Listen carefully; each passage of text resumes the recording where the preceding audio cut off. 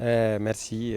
Tout d'abord, je tiens à remercier toute la promotion Postmed 9.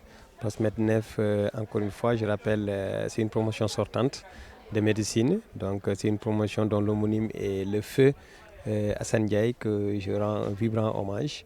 Et c'est un sentiment de satisfaction quand même et vraiment de reconnaissance. Donc, je sens que si c'est mes étudiants qui ont porté leur choix à ma personne, à ma modeste personne. Donc ça m'honore déjà et c'est une fierté pour moi. Et je pense que c'est des activités aussi qui sont venues à leur moment, au bon moment. Au bon moment, puisqu'on parle de prévention actuellement, c'est la médecine préventive. Et je pense que c'est ça. Et puis tout ce qu'ils font, ça rentre dans le cadre du service rendu à la communauté. Ça coïncide à la célébration de la journée mondiale de l'hypertension artérielle. Dans le monde entier actuellement, au niveau mondial, on célèbre la journée mondiale de l'hypertension artérielle. Si nous savons que l'hypertension artérielle, c'est une maladie chronique, mais un silent killer, comme disent les anglo-saxons. Et puis, c'est une maladie qui évolue à bas bruit et dont l'incidence, les nombres de nouveaux cas et la prévalence, les cas suivis ne cessent d'augmenter dans le monde.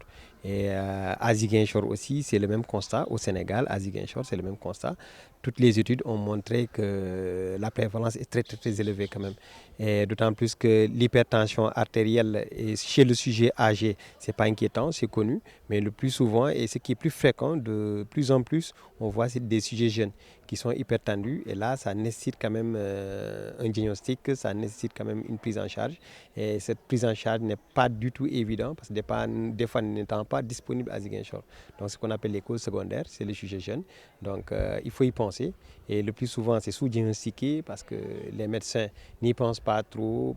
C'est les outils qui manquent, qui fait défaut. Donc, peut-être ce sera un plaidoyer au niveau de Ziguinchor.